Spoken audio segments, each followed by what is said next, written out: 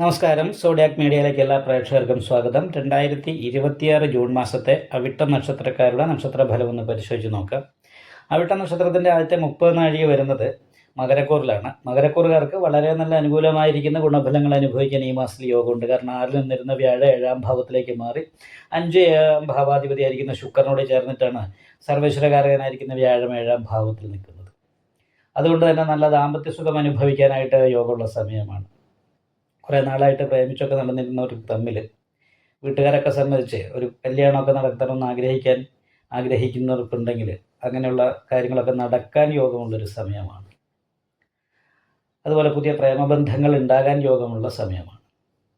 ദാമ്പത്യ സുഖം അനുഭവിക്കാനായിട്ട് യോഗമുള്ള സമയമാണ്. അപ്പോൾ ഭാര്യ ഭർത്താക്കന്മാരൊക്കെ നല്ല ബന്ധത്തിൽ മുന്നോട്ട് പോവുക.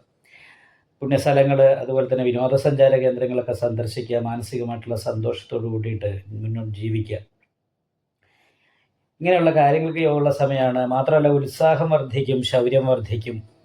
എന്ത് സാഹസ പ്രവൃത്തി ചെയ്തും ധനം സമ്പാദിക്കാനായിട്ട് ശ്രമിക്കും. വളരെ ആക്റ്റീവായിരിക്കും.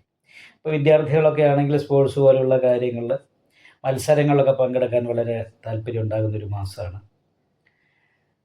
അതേപോലെ മടിച്ചിരിക്കുന്നൊരു സ്വഭാവം, സ്വതവേ മടിയന്മാരായിരിക്കുന്ന വ്യക്തികൾക്ക് പോലും ഈ സമയത്ത് മടിയൊക്കെ മാറി അഭിവൃദ്ധിയിലേക്ക് എത്തിച്ചേരണം എന്നുള്ള കാഴ്ചപ്പാടോടുകൂടി ആക്റ്റീവായിട്ട് പ്രവർത്തിയെടുക്കും. എന്നാൽ മാനസികമായിട്ടുള്ള ടെൻഷൻ ഏത് സമയത്തും ഉണ്ടാകും. ചെറിയ കാര്യത്തിന് ടെൻഷൻ അടിക്കുന്ന സ്വഭാവം, ചെറിയ കാര്യത്തിന് എടുത്തുചാട്ടം പോലെയുള്ള കാര്യങ്ങൾ എന്തെങ്കിലും ഒന്ന് കേട്ട് ചെന്നാൽ അപ്പം തന്നെ അതിന് പ്രതികരിക്കുന്നൊരു സ്വഭാവം ഉണ്ടാകും. നല്ല ഉദ്ദേശത്തോടുകൂടി സംസാരിച്ചാലും ചില സമയത്ത് കേൾക്കുന്നവർക്ക് അപ്രിയമായിട്ട് തോന്നും. ചില സമയത്ത് സാമ്പത്തിക ഞെരുക്കം പോലെയുള്ള കാര്യങ്ങൾക്ക് യോഗമുണ്ട്. എന്നാലും വിദേശയോഗം ഉള്ള സമയമാണ്, ജോലിക്ക് യോഗമുള്ള സമയമാണ്. അപ്പോൾ അത് കാരണം കൊണ്ടൊക്കെ PSC കാത്തിരിക്കുന്നവർക്ക്, എഴുതി കാത്തിരിക്കുന്ന ലിസ്റ്റിൽ വന്നവർക്കൊക്കെ ജോലി കിട്ടാൻ സാധ്യതയുണ്ട്. ഇനി മറ്റ് ജോലി അന്വേഷിക്കുന്നവർക്കും പ്രൈവറ്റ് സെക്ടറിലാണെങ്കിലും ജോലിക്ക് യോഗമുണ്ട്. മാനസികമായിട്ട് വളരെ സന്തോഷവും നല്ല ഗുണവും ഈ മാസത്തിൽ അനുഭവിക്കാൻ സാധിക്കും. അവിട്ട നക്ഷത്രത്തിൻ്റെ അവസാനത്തെ 30 നാഴികയിൽ ജനിച്ചവർക്ക് 5-ലായിരുന്നു വ്യാഴം നിന്നിരുന്നത്. ദൈവാധീനം ഉണ്ടായിരുന്നു. എന്നാൽ ഇപ്പോൾ 6-ലേക്ക് മറഞ്ഞു. അതേപോലെ തന്നെ 4-ാം ഭാവാധിപതി 6-ലേക്ക് പോയി. 4-ാം ഭാവത്തിൽ സൂര്യൻ വന്നു. അപ്പോൾ അഗ്നികാരകനായിരിക്കുന്ന സൂര്യൻ 4 വന്നപ്പോൾ വീട് വിട്ട് നിൽക്കാനിട വരിക. വീട്ടിൽ നിൽക്കുമ്പോൾ ടെൻഷൻ, പ്രശ്നങ്ങൾ, ദാമ്പത്യ പ്രതിസന്ധികൾ, ഇങ്ങനെയുള്ള കാര്യങ്ങൾക്ക് യോഗമാണ്. ദാമ്പത്യ സുഖം അനുഭവിക്കാതിരിക്കാൻ സാധ്യതയുള്ളൊരു സമയമാണ്. ഭാര്യയ്ക്ക് ദേഷ്യം കൂടുകയോ രോഗാവസ്ഥ പോലെയുള്ള പ്രശ്നങ്ങൾ ഉണ്ടാവുകയോ ചെയ്യുന്നതുകൊണ്ട് മാനസികമായിട്ട് ടെൻഷൻ വർദ്ധിക്കാൻ സാധ്യതയുണ്ട്. 7 ശനിയുടെ ദോഷം കൂടിയുണ്ട്. അത് കാരണം കൊണ്ട് അയ്യപ്പക്ഷേത്രം നീരാഞ്ജനം വഴിപാട് ചെയ്യണം. സാമ്പത്തിക ഞെരുക്കം പോലെയുള്ള കാര്യങ്ങൾ ഉണ്ടാകും. പിന്നെ അവനവൻ എന്തെങ്കിലും ഗുണം വേണേൽ സ്വയം മുന്നിട്ടിറങ്ങി ചെയ്താൽ മാത്രമേ ആ ഗുണം കിട്ടുള്ളൂ. അതേപോലെ തന്നെ തലവേദന പോലുള്ള രോഗാവസ്ഥ, നടുവേദനയുള്ള രോഗങ്ങൾ, സന്തോഷിക്കുമ്പോൾ പെട്ടെന്ന് ടെൻഷൻ അനുഭവപ്പെടുക, ഇപ്പം ഇങ്ങനെയുള്ള കാര്യങ്ങൾക്കും കൂടി യോഗമുള്ളൊരു സമയമാണ്.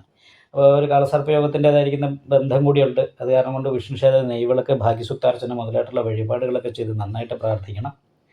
അതേപോലെ തന്നെ രാഹുപൂജ, കേതുപൂജയൊക്കെ ചെയ്തിട്ട് ഈ ബന്ധനദോഷത്തിന് പരിഹാരം വരുത്താനായിട്ട് ശ്രമിക്കണം. 7 ശനി ദോഷത്തിന് പരിഹാരമായിട്ട് അയ്യപ്പക്ഷേത്രത്തിൽ നീരാഞ്ജനം വഴിപാട് ചെയ്യണം.